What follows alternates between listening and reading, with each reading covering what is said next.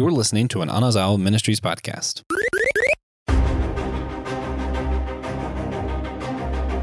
Spider-Man has been one of my favorite superheroes since I was a kid. It's ever since I've been a kid that I've learned that with great power comes with great responsibility.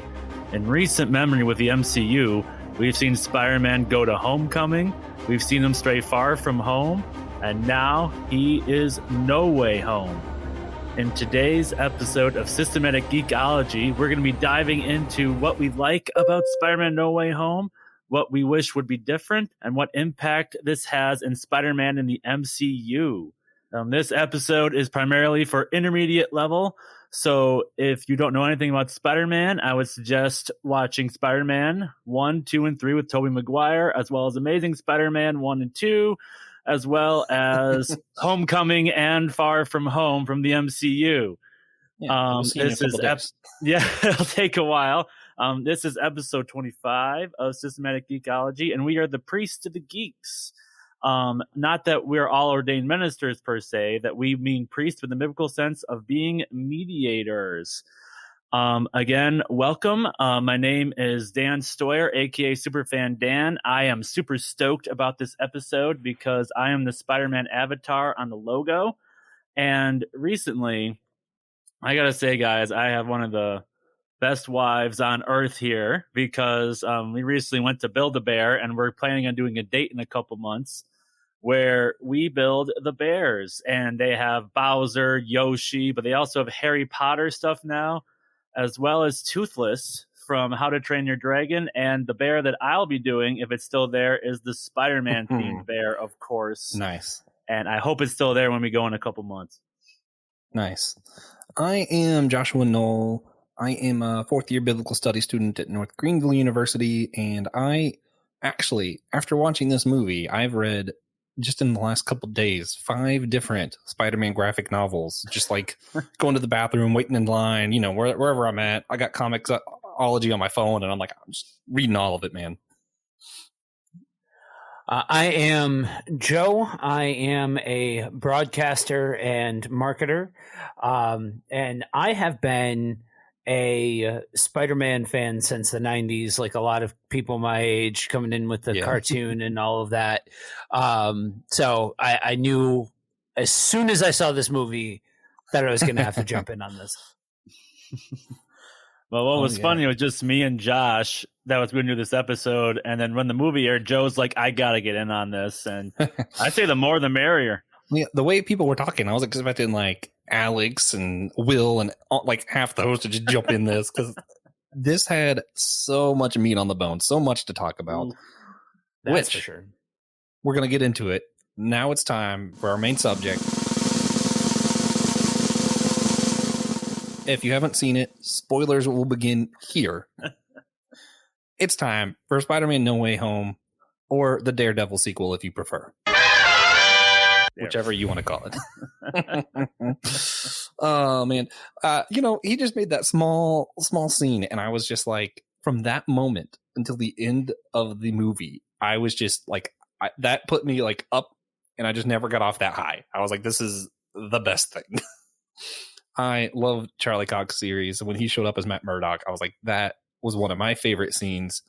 So that's what we want to talk about first, because that's the fun things to talk about. What scenes, what parts did y'all like the most? Joe, did you have anything stood out to you? Yeah, so again, being a product of my age and time, Tobey Maguire's Spider-Man is just garbage for me. No, you're again Olympic levels of wrongness. But the beauty I will say about all of this, this whole movie, is that it gave something to every single era of Spider-Man fan. You know what I mean? That first half of the movie was very much for the Tom Holland fans, and then everything else after was for the fans of the better Spider-Man. That was probably getting a chance to see all of those guys together on the screen was really, really special for me as far as what I loved the most about it. But there was one thing in particular that really stood out. when they had the scene where, you know, he's gonna Tom Holland is gonna, you know, get rid of the Green Goblin, you know, kill him and all that kind of stuff. I'm like, this whole throughout that whole piece, I'm like, they are going to give the moral high ground to Disney's Spider-Man. Like they're going to give the moral high ground to him and talk about how much better he is than the other two. But when they had him have that teachable moment with the other Spider-Man, the one that didn't have that, I was like, oh, okay, that was phenomenal. Yeah, I got to learn from the mistakes of an alternate dimension version of himself. I was like, that's man, I wish I could have that, you know. Dan, what about you? What stood out to you? Oh man, where do I begin? I mean, this movie was just fantastic from beginning to end. And it shows in the box office numbers where it made $260 million in the States, which was only second to Endgame, and it made $600 million worldwide. So those numbers are just mind-boggling to me. But for me, of course, everyone likes this scene where Toby and Andrew come into the movie. I was freaking out like I was 5. And I was lucky to be in a movie theater that was just as crazy about that. But for me, part of me likes the Amazing Spider-Man films. I know they have their flaws, but second best franchise. Yeah, but the scene that really got me was in Amazing Spider-Man 2 when Gwen falls to her death and Andrew can't save her. Because I had my wife watch through all of the movies before she went to No Way Home, which she thanked me because she told me she would have been completely lost on some of the things that happened in No Way Home. Yeah. And she actually loved Gwen because Gwen is the one that makes the serum to cure Lizard, and she's the one that turns on the power grid for the city in the second one. So it's really cool to see MJ fall and to not have Tom save her, but Andrew. And just that redemption or that redeeming part of that story for just Andrew's Spider-Man just really got to me for some reason. Like, I loved how they did it. And what's crazy is that on Twitter, it's trending that fans want Amazing Spider-Man 3 with Andrew Garfield. Yeah, I'm one of them. So his performance was just off the charts for, I guess, most of the fans that watched it. Not everyone, obviously, but most of them. One of my big takeaways really was actually, because, you know, I joke about things, you know, I'm whatever. The fact that and I didn't expect this, even though I knew it was going to be a multiverse kind of movie, I didn't expect it to open things up where I'm like, okay, none of them are the Spider-Man. It's like, it allowed me to appreciate the other ones more. So I was like, okay, somehow just being able to be like, well, that's just a different version makes everything like, you can mess up whatever you want in that world now. I don't care. It's just a different version. Well, that's the thing about comic book stuff to begin with. There is no definitive version. Like, one person's definitive version is not another person's definitive version, especially with comic book stuff. Clearly. You know what I mean? Yeah. So for me, some of the earliest things I ever read were Captain America and the like original black and white Spider-Man comics. So I have in my head, this is what it's supposed to be like. He's supposed to be the high school kid. It's supposed to be roses and sunshine and fun until it's not, until the dark things happen. And it's funny. I've actually had this conversation a lot with one of my good friends who did the same thing with Spider-Man and had the same complaints about the older movies. And our big thing is that it is hard to do Spider-Man in movie format because it takes so long to earn those emotional moments, right? Like, Gwen dying just doesn't have the same impact unless you've grown with the character for a while. And the darkness that you do eventually see in Peter Parker, it's like it's earned. And that's one thing I really enjoyed about this is we've seen the roses, we've seen the sunshine, we've seen all the happy moments, and then we got to see it all crumble down. And then we got to see those jaded versions of himself come in and speak life into that moment and speak hope. And I was like, I don't know, that to me, that's what this whole movie was about, is all the good days will crumble, right? It's not always going to be happy times. And sometimes, and this is for me, and maybe it's just because I'm cynical about myself, but just that idea of there's a place for the jaded versions of us to still help those who haven't experienced this kind of pain before. And that's something that I really enjoyed about this movie. It's just kind of they brought that out. They didn't tiptoe around it. They brought the emotional aspect out and put it forefront. And I was like, I don't care how you feel about any of these characters. That is just a beautiful picture. I mean, for me, just the Marvel movies as a whole with Spider-Man, it just feels like it was an origin story for the MCU's Spider-Man. I mean, It was kind of cool to see him try to be an Avenger and all this other stuff that you've never really seen in Spider-Man before, at least in movies.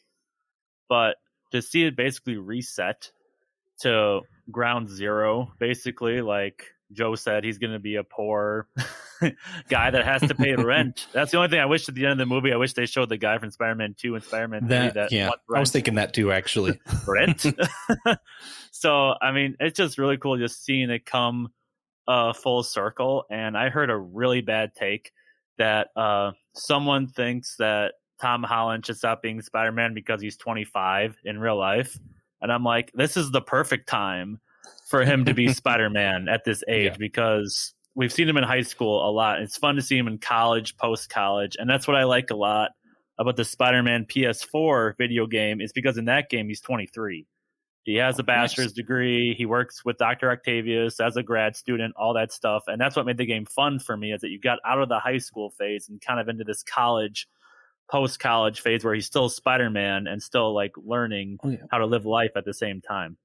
Which, that was one thing I really liked that I'd like to hear Joe's take on was so in comics, I don't want to say currently, but more recently, you had a long period of time where Peter was a professor. And to me, Tobey's in this very much came off as that version of Peter Parker from the comics, where I was like, I know that Peter, like I recognize that. Is that did that come off the same to you? Like he's kind of grown into that version of Spider-Man? Yeah, I think it with his portrayal, it almost gave like the older brother sort of vibe to the two of them. Like, I did not realize that I would enjoy a scene where three people have played Spider-Man and then are on the screen dissecting the character of Peter Parker for everybody to watch. Oh, man, it was great. I'm like, that was wonderful. It really is. This is so to give you how much I love this movie.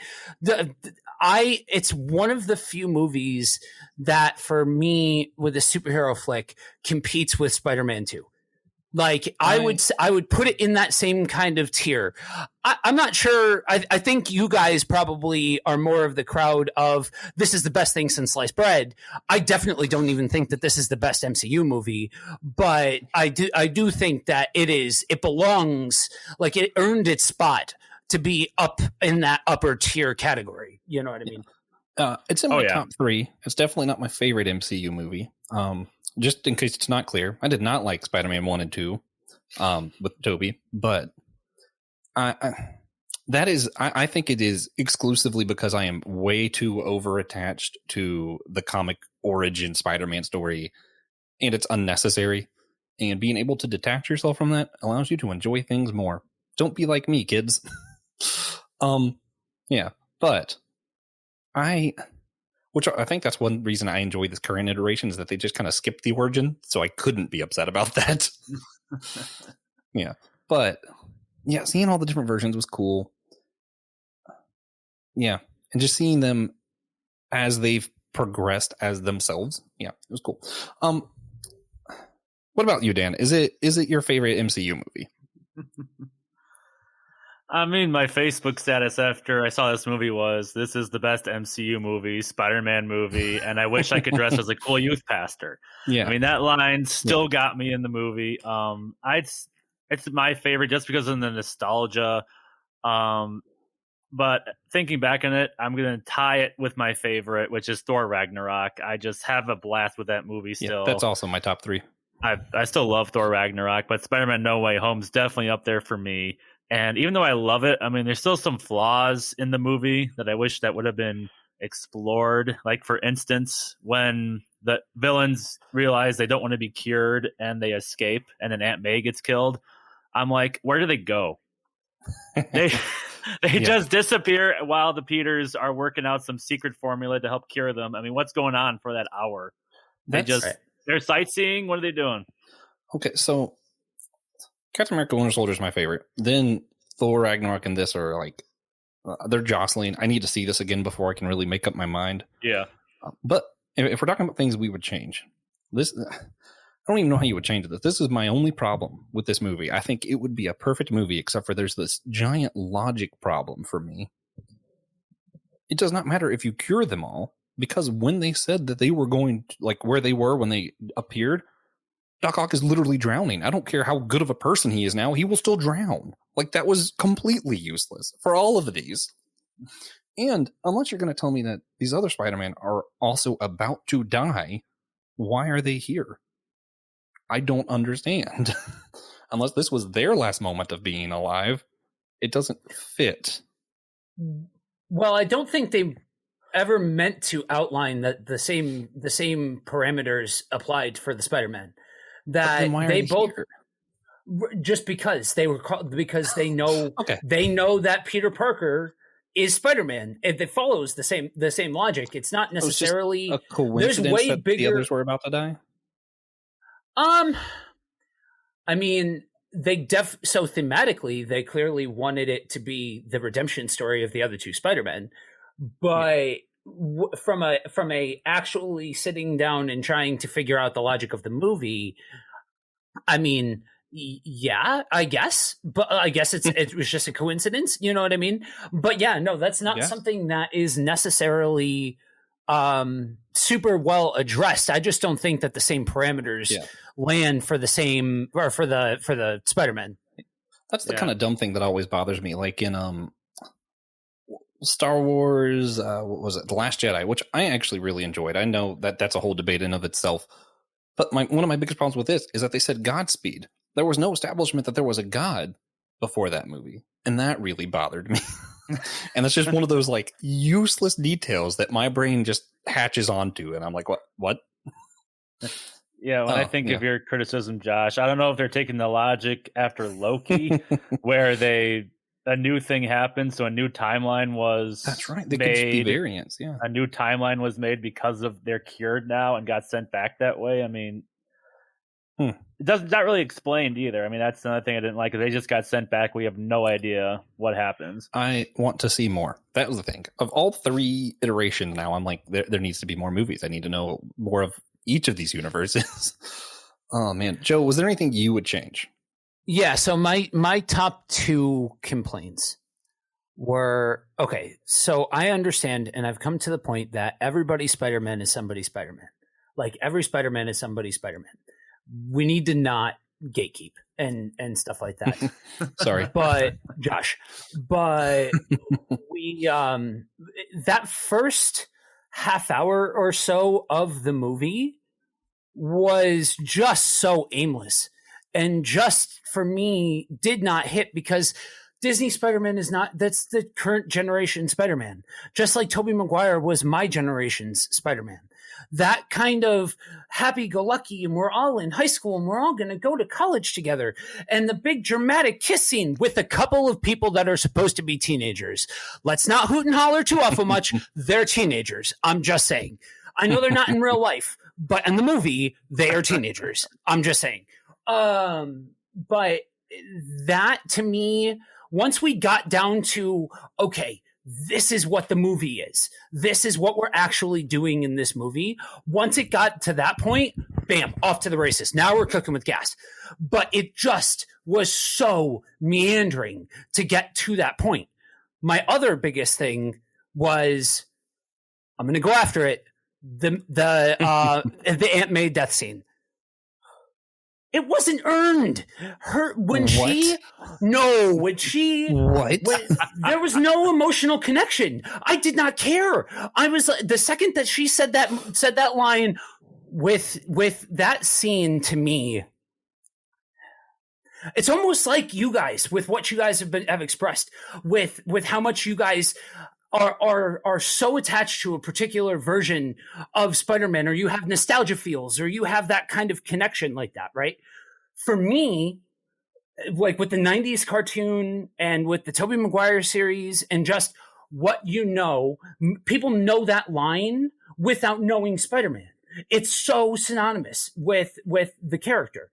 And so to me, I have this whole thing of, okay, we all know, just like we know about the pearls dropping, just like we know about Krypton, doesn't mean you need to show it 87 times. I'll agree with you, Josh. I actually really like that they didn't show Uncle Ben dying again. Like we all get it. We know Uncle Ben died. We understand. And honestly, to me, I don't think you do better than the first Spider-Man movie in live action with the depiction of Uncle Ben's death. So yes, maybe this is my version of no. I know what this is supposed to look like. That's not what this is, so I don't like it. But even like my wife has seen all of those movies, like after they, not in the same kind of manner that I did. She saw some of is like around the time a little bit, but like not in the same kind of diehardness that I did. And so she even looked over at me and was like, what? Like, I don't, and like, it just was such a needless thing to happen in the scene that like, and part of it is for me is that next to no character interaction in the first one, maybe a little bit more in the second one. Bam, she's 3/4 of the movie in the third one. And it was just such, to me, flew in the face of everything else that the rest of the movie did right. The rest of the movie didn't placate. Like, it did not pander to any one particular group of fans. You know, I will say, if you didn't see Spider-Man 1, I guess 1, 2, and 3, you were probably pretty lost in this movie. You probably could have gotten away with not watching Amazing Spider-Man. So there's that, but it so wasn't pandering with this one scene that to me was so pandering and so like, we need to shove this line in here and we need to shove in an emotional response that wasn't actually like build up on or anything. Like, it just happens and then she's dead. I find that really interesting. For me, I guess she's been in 5 movies now that I've been really attached to the character. I loved her. I had no idea this was coming, so I had shock. I had, someone I was attached to as far as the character goes, and this is probably one of, I'd say, less than 5 times I've ever had a tear in the theater where I was like, wow, that was just such an impactful moment to me. So I thought it was cool. But I do understand where if you're not as attached and you have other versions, just like, with me in the Origins, it makes sense. Yeah. For me, I think after listening to Joe's point, he kind of has a good point in that I didn't see Aunt May dying either. And I was attached to her as well. But then Joe kind of reminded me, she doesn't really show up that much. She does, but then again, she doesn't. And I guess for me, I always like to compare the Spider-Man PlayStation 4 game because to me that felt like a movie and how it was portrayed and how you play it. And when Aunt May died in that one, I felt more emotional with that one than I did with No Way Home, at least initially on initial feedback. But that's just my 2 cents with that. Yeah. And it didn't hurt also that I came in with almost no expectations. So I just whole emotional roller coaster for this movie. I want to talk about that real quick. I really think that with this one, don't come in. I think if you don't come in with any expectations, I think you will have almost nothing but really pleasant surprises back to back to back to back. Yeah. You know what I mean? Yeah, I mean, if they're listening to this at this point, it's too late. But I do not like their version of MJ. However, after I watched the movie, I threw the quote up on my Facebook of, if you expect to be disappointed, you will not be disappointed. Yeah, I And read think that. that's I'm like, good why advice is for this Josh movie. putting this down? I've got to figure it out. And right when the line was said, I thought of you when I was in the movie. Yeah, I feel like it was great advice for this movie. Expect to be It disappointed. really was. Blow your mind. Because I can see this movie going the same, falling into the same exact trap that WandaVision did. WandaVision was a good series. The fans were the ones that had the biggest problem with that series, because it was so much. Yeah, is this Mephisto? Is that Mephisto? Are we doing this or are we doing that? I really think it's one of those movies or one of those series that if you just stop and take in all of the absurdity that's happening in front of you, I think that's when that movie, I think that's when that show gets to shine at its absolute best. And it's like I said, that same kind of deal with this. There's just so much going on that if you stop trying to telegraph it and be like, okay, does that mean is now when it's going to happen, or did they actually mean this, or was it this? And you just take it in for what it is. Beautiful. I'm going to slightly counter that, but not fully. I think that a lot of the what ifing is a ton of the fun for me. Like, I love going, okay, what if Mephisto isn't it? I was one of those. I enjoy doing that. I think the time you get disappointed is when you expect to be right. It's one thing to be like, man, it'd be so cool if this happened, and to, like, theorize. But then the moment you expect it to happen and then you're mad that it didn't happen that way, I'm like, okay, guys, stop. Just, stop. Like, I would have loved to have been around when everyone was trying to guess whether or not Luke really was Vader's son. I wish I was there for that time in history and geek history. But that being said, it's time to start moving along a little bit towards the end here. We do want to recommend you guys, if you want to just talk Spider-Man with us, tell us who's right or wrong about which Spider-Man or who you like the most. Tell us that Andrew Garfield is the only one and we're all dumb. You can go to Facebook, the Priest of the Geeks group. We're on there all the time. We love chatting on there. Join us there. It'll be fun. All right. That being said, if you had to rate this movie 0 to 10, what would you guys put it at? Oh, for me, it's still a 10 out of 10. I'll take the nostalgia. I'll take all of it. I'll put it right up there as my next favorite movie, up to Thor Ragnarok. It's something I can't wait to watch again. Unfortunately, my sister could not go with me, so I told her anytime she wants to go, I will gladly go and see it with her, and then watch her expressions anytime that Toby and Andrew show up on the screen. Yeah, I think that's one of the most beautiful things about this movie is if you had that good theater experience and you get a chance to see people's reaction to when Toby comes on screen, when Andrew Garfield comes on screen, when all of these guys come on the screen, I think that's one of the most magical parts of this movie is that live person experience. I gotta be honest with you guys. I was just so in awe from the moment that Matt Murdock came on. I have no idea what anyone else in that theater was doing. I was just stunned. Yeah. So for me, I go back if I'm in a good mood, I'll give it an 8.5. You know what I mean? maybe a little bit higher than that. On a really good day. I'll take it from you, Joe. If I'm feeling particularly cynical, this movie doesn't fall below an 8. You know what I mean? And right. that's saying something. You know what I mean? Like I think that this is a very well done piece of media. Even if there are parts of it that I think like some fat that could definitely get trimmed. Well, for me, I have a total of only 3 movies that I'm willing to give a 10. And that is the only reason this does not get a 10 is because it does not measure up to those 3, which, if you're wondering, Indiana Jones, Temple of Doom, Star Wars, A New Hope, Captain America, Winter Soldier. That's a high standard, yeah. Yeah. So I'm going to put this at a 9.5. I just cannot believe how much I loved it. I've never felt this much emotion in a single movie. It was great for me.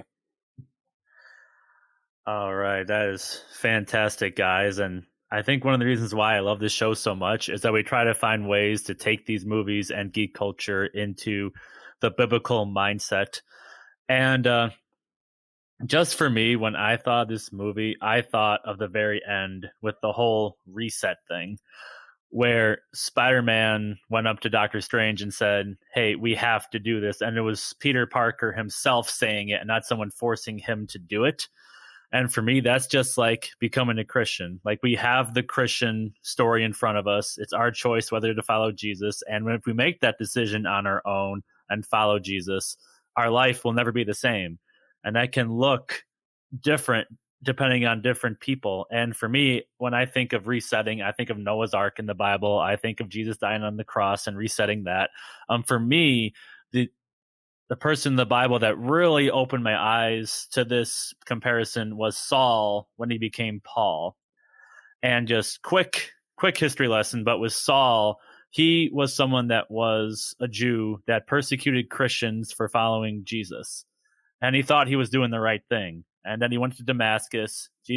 God appeared. He went blind for 3 days. And then he changed his life towards Jesus and became one of the most well-known missionaries, at least in the Bible. And just seeing his life do a 180, kind of resetting his life on a different path than when he was going on, just shows us that God can just change anything and anybody if we allow that to happen. And that for me just was the biggest take home for me. What about you guys? I'm going to build off of what you said here, because, and this is me being a bit of a Bible geek, I suppose. So Saul, whose name was also Paul, in the Bible, says both of those are his name. He starts going by Paul once he starts doing ministry. And what's interesting to me about that is before he does his reset, as what Dan talked about, his whole identity is wrapped up in being this religious, high-minded. He is Saul. That's a good, strong Jewish name. Then once he starts reaching other people who aren't Jewish, he starts going by his Roman name because that's more familiar to them. And to me, that's just so impactful that you would change your very identity to help people more. And what did the Spider-Man say in this, right? That's what we do. We help people. That's what we do. So I thought that was really impactful. Just being willing to change literally anything about yourself just to help somebody. So I thought that was really cool. What about you, Joe? Yeah, there's such a theme of identity when you look at this movie. And, for me, that's something that I experienced firsthand. And especially for me coming later to the cross, and it's something that I try and minister and try and push forward, because I think that's so. I think it's so key and integral into understanding the relationship that we have with God, because we, by the grace of God, don't have the same identity anymore. There's a reason why Amazing Grace is my favorite hymn, if not one of my favorite songs, because that's exactly the deal. That we were a thing, and then by the grace of God, we are no longer this thing, and it has nothing to do with us. So to see that portrayal of the significance of, like you said, Josh, changing your identity and having that reset, like that was a whole other level that I've really vibed with this movie on at the end of it, because that is a process that every single one of us, if we are Christians, have had to go through. I just keep building on you guys, man. That was the other thing, right? The different levels of jadedness, age, different experience of these three characters at the end, right? Right. And yet they all identify with, that's what we do. I love that. It's what we do. Right. And I'm like, man, how true is that of Christians, right? We have such different personalities within the kingdom, where you do have your happy-go-lucky people, and you have people who've been through hell and back. And at the end of the day, we can look at the kingdom work and say, that's what we do. Yeah. And I love that line. Yeah. Just being a Christian, it also says in the Bible that you become a new creation in Christ once you are saved. And I really resonated with that when Peter goes back and sees MJ and Ned, and he knows them, but they don't know him. Just like when you're saved and you know your friends who aren't saved, but the way you're acting now, they don't really know you back. So it's something that new Christians deal with all the time, but in the long run, you find out that it's worth traveling this road. Yeah, for sure. And one more thing with this, there's to build off of all of this, there is a process that takes different forms in different levels of severity and different things for different Christians. But it's this whole idea of redemption. When you are shedding that identity, there is a redemption process that has to go through, that has to be lived out. Yes, when you enter into that relationship, you aren't necessarily doing the work. It's not like that. That's not what I mean. But there is a process of shedding the old self that needs to happen as we enter into the kingdom. So to be able to see this person that was, doing the best that they could by their merits that they had at that time, and then watching somebody else making that mistake and stepping in and being able to talk to them, to be able to intercede, that to me was, like I said at the beginning, that was the scene for me, because that's redemption at its absolute truest form. Absolutely. Yeah. And then my last Bible take from the movie, they talk about, they don't use this phrase, I forget what the phrase they use, but they talk about counting the cost. And that whole thing where Jesus is like, count the cost, take up your cross and follow me. And, a lot of people like to forget the count the cost part. But man, Toby getting stabbed in the back for saving someone, or Tom Holland literally losing everyone to save the world. I'm like, man, that is literally what that means, to count the cost. And I don't know, for me, I'm left reflecting, when do I do that, right? When do I count the cost and do the right thing even when it costs me something?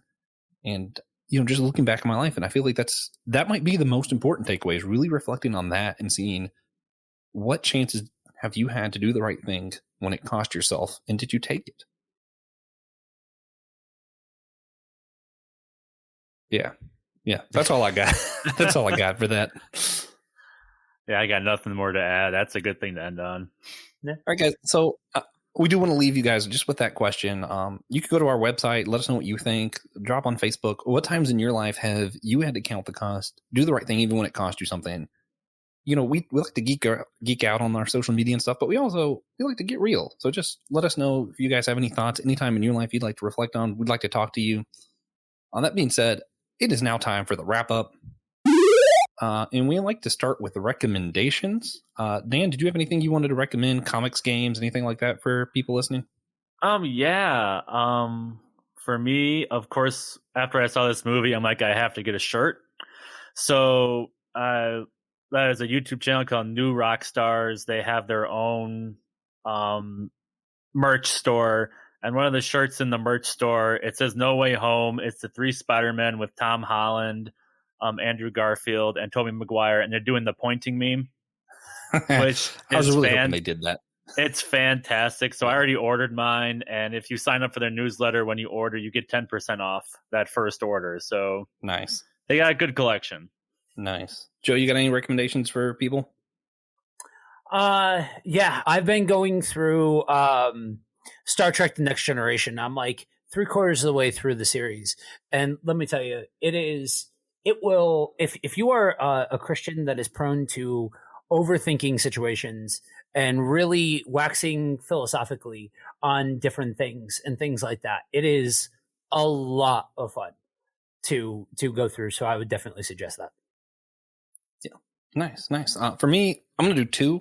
I'm going to break the rules here. I don't think anyone will stop me, so it's fine. Go for it. I'm going to recommend if you play games, Web of Shadows, Spider-Man Web of Shadows. Some of the dialogue's awful, but the gameplay is great. You get to make your own decisions in it, and it has different outcomes depending on what you do. A lot of fun there. And of course, some of this movie was based off of Spider-Man One More Day. It's a graphic novel. If you are familiar with Spider-Man as a character, it's pretty gut-wrenching if you know what's going on. It's very emotionally deep. But it will also lead to you reading more Spider-Man graphic novels to figure out what happens next. So be warned. That being said, if you guys want to find me, you can go just look up the Whole Church Podcast on Spotify, wherever. And, me and TJ, one of our other hosts, do that together. It's just a podcast about church unity. And, of course, you can find any of us on systematicgeekologies.org. You just click host, and we have all of our stuff on there. So, yeah. Joe, what about you? Where can they find you? So I co-host a different podcast, Buddy Walk with Jesus. You can find us on all of the socials as well as anywhere you can find podcasts at Buddy Walk with Jesus. And for me, I'm the host of the podcast Finish Last, where we strive to learn how to live like Jesus in the modern world. You can find me on all the social medias, any podcast platform, or you can personally connect with me at finishlastpodcast@gmail.com. Nice. And of course, the next episode we will be talking about the Matrix series. I will be back with Reverend Kino, will be our other host on that episode. I think it'll be a fun time for you guys. And go to our website in the description if you want to know what we've been geeking out on, or if you want to tell us what you've been geeking out on, what we should be geeking out on. And remember, we are all a chosen people, a geekdom of priests.